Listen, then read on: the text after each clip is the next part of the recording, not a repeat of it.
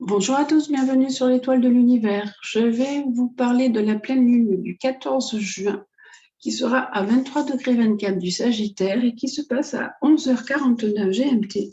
Il faut donc rajouter 2 heures en France si vous voulez avoir un thème domifié, c'est-à-dire un thème qui a toutes les maisons qui apparaissent et comme ça vous pourrez comparer avec votre thème.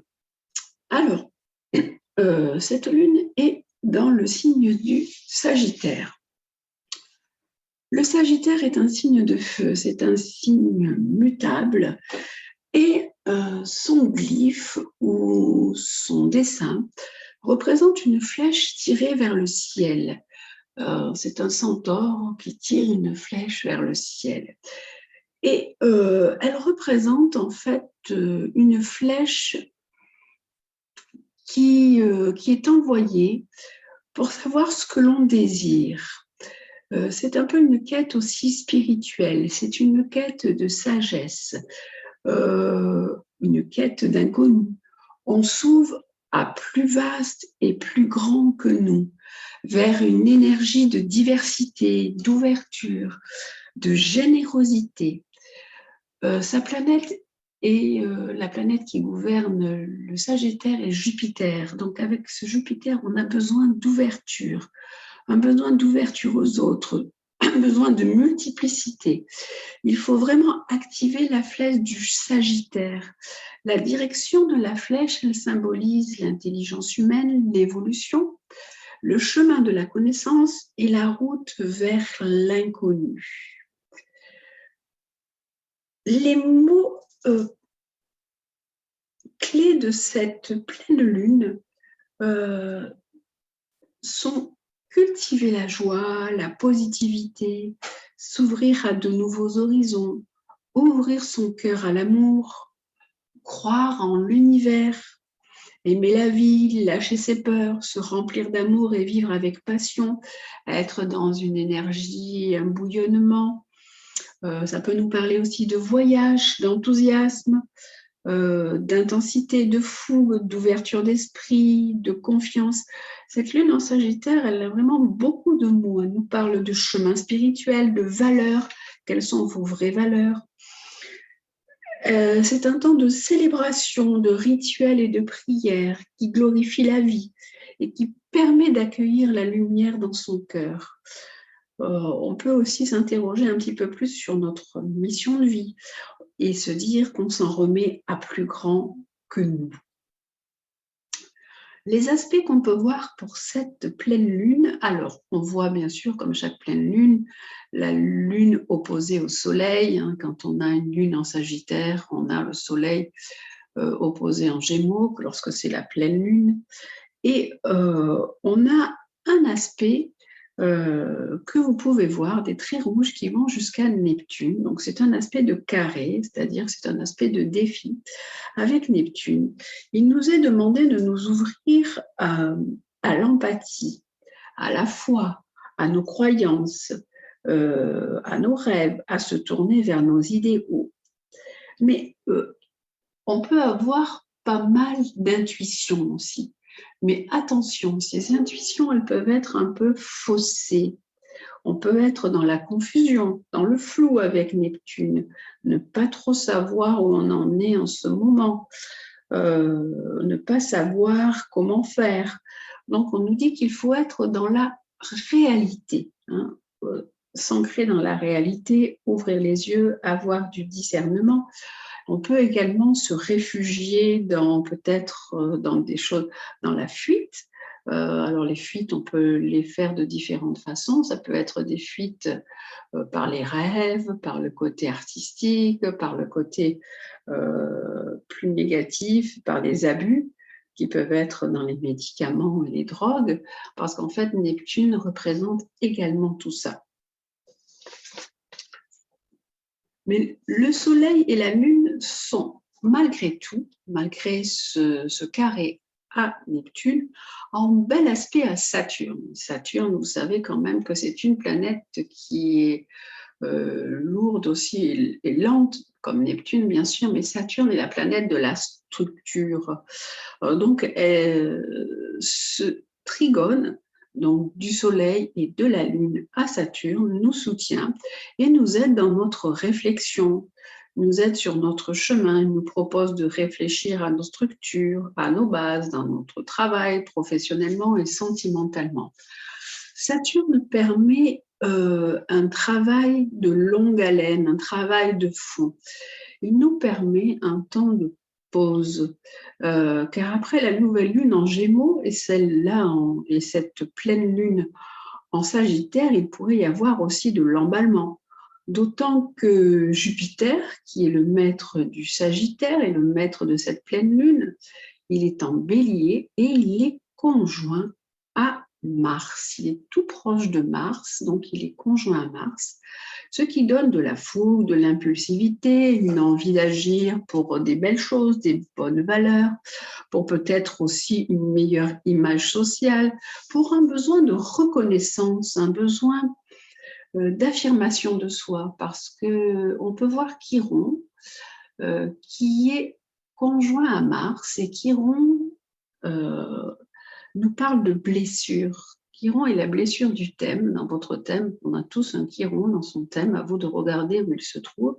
Et là, Chiron en Bélier nous parle d'une blessure d'affirmation de soi, une blessure existentielle. Donc en ce moment, on a un besoin peut-être de donner une meilleure image et un besoin de reconnaissance. On a également Vénus, la belle Vénus. Elle est en domicile dans le Taureau, elle est à sa place puisque c'est la planète du Taureau, et elle est conjointe à Uranus. Alors Uranus, vous savez, avec cette conjonction, donc, nous propose de la nouveauté, du changement, peut-être des coups de foudre même, des aventures sentimentales inattendues, peut-être originales pour certains. Vénus met en avant le côté sentimental, le côté artistique et même financier, avec une recherche de stabilité. Donc on peut avoir de la nouveauté avec ce Vénus conjoint Uranus, des choses un petit peu qui peuvent arriver soudainement, des choses vraiment inattendues, mais des belles surprises. On a également Vénus, ce qui est en sextile à Neptune. Il y a un petit trait bleu qui part de Vénus à Neptune. Et Vénus sextile Neptune, ça parle d'amour universel. Est-ce que vous sentez en vous une envie d'avoir plus de liens avec les autres, un sentiment d'être plus proche des autres, avec plus de compréhension, une empathie grandissante? C'est ça, Vénus sextile Neptune. On peut également idéaliser l'amour et avoir de belles inspirations artistiques. Alors Saturne nous soutient puisqu'il est en bel aspect avec la Lune et le Soleil, il est en trigone avec le Soleil, mais on a Vénus qui est en carré à Saturne. Alors Vénus carré Saturne, ça peut nous parler d'un peu de solitude, d'un peu de mélancolie, ça peut nous parler d'échecs, ça peut être une période difficile pour les unions qui existent déjà depuis un bon moment. Ça peut également parler de risques de pertes financières à la suite d'opérations mal calculées. On a également Vénus qui est conjoint au nœud nord. Alors le nœud nord, vous savez, c'est notre mission de vie. Et notre mission de vie à tous, en ce moment, il est dans le Taureau.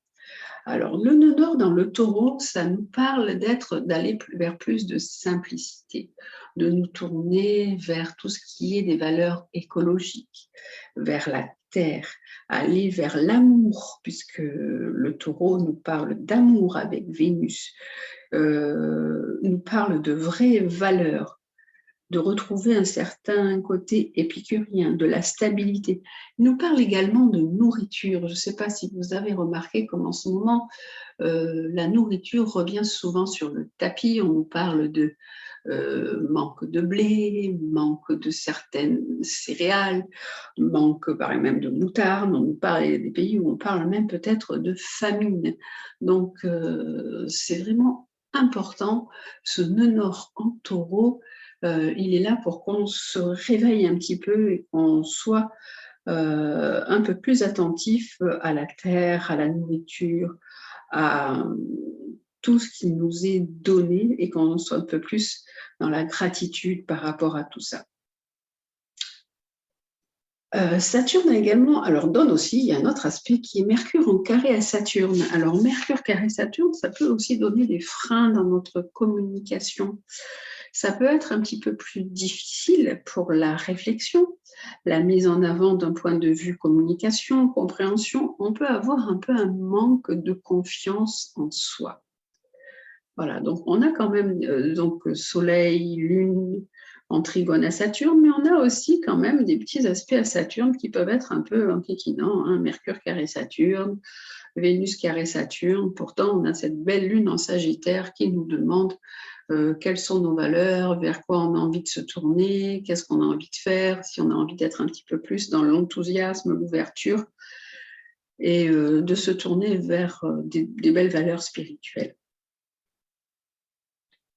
Mercure est aussi en bel aspect avec Pluton. Il a un beau trigone, on voit un grand trait bleu foncé qui va de Mercure à Pluton.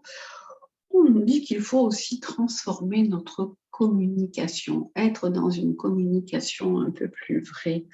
Alors, avec Pluton, on peut être plus perspicace, mieux comprendre les choses. On peut aller au fond des choses et avoir plus de créativité.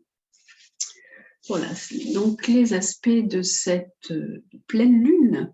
Alors, pour cette pleine lune, eh bien, il va falloir tout simplement oser de nouvelles aventures, oser devenir acteur de nos vies, développer notre adaptabilité, déployer notre intelligence de cœur et être dans la positivité, s'ouvrir à de nouveaux horizons, à de nouvelles possibilités, de nouvelles potentialités, ou peut-être vous ouvrir au voyage si vous avez envie de voyager.